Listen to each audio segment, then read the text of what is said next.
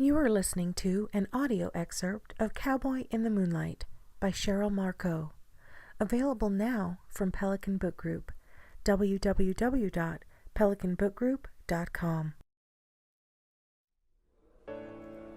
I heard some men in town talking about getting wives. Zachariah Keene's jaw froze as he looked at his partner, Molly Kramer.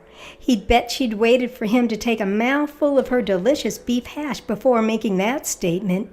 He chewed, swallowed, and intended to put an end to the subject fast.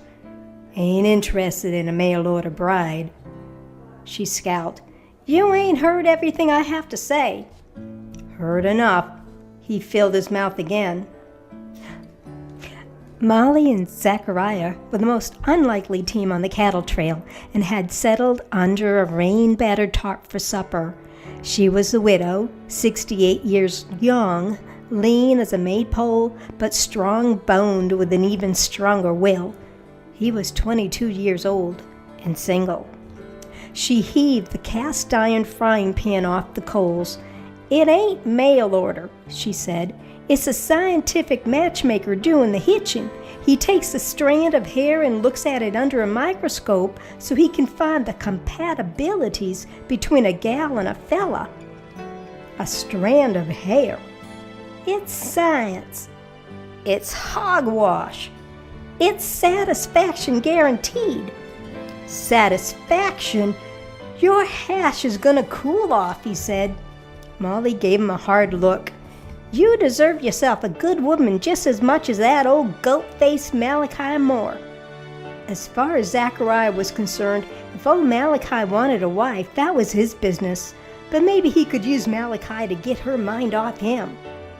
Now, Molly, name-calling ain't Christian-like. Ain't Christian-like, huh? If I said Malachi looked like a stallion, that'd be Christian-like, wouldn't it? So if God made the horse and God made the goat, what makes one creature better than the other? Malachi's got a suit and place for a lady to live. You call that a suit and place? Molly said. I call it an outhouse. Besides, your ma left you a fine home. Gone months at a time with money spent on women, whiskey, and making a rumpus, typical cowboys didn't have a home. But Molly and Zachariah weren't typical cowboys. They had Ramsden, Texas to call home. Molly would return to the house her late husband Danny had built for her. Zachariah had recently started fixing up his mother's old house, which had been abandoned for 11 years to the wrath of storms and the ravages of just plain neglect while he'd been away cowboying. The place needs a lot of work. He bit off the food on his fork. Just needs a few comely touches, like some curtains and maybe a tablecloth, and maybe an upstairs that ain't all rotted out and some windows that ain't busted. You need yourself a wife. He pushed an empty dish at her. I need myself more of that hash. Slinging more chuck into his dish still didn't make her drop the subject. Good book says that a fella who finds himself a wife finds a good thing. I got myself something better, he said. I got you. You do my cooking, you do my wrangling, and you do my nagging. He filled his mouth and mumbled, You're real good at that last one. I ain't going to live forever, she said. Besides, it ain't good for a young man to be spending his days with an old lady and a bunch of cows. First of all, he said, I reckon you'll live another 100 years 'cause God's enjoying the peace. And second, he gave her a long look. I ain't the one complaining. Yep, she said after a pause. That's right. You ain't the one complaining. You ain't never the one complaining.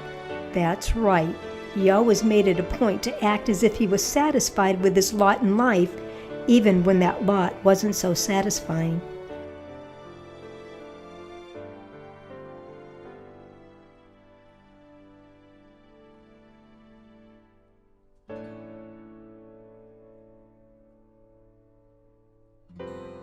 We hope you enjoyed this excerpt from Cowboy in the Moonlight by Sheryl Marcoux, available now from Pelican Book Group, www.pelicanbookgroup.com.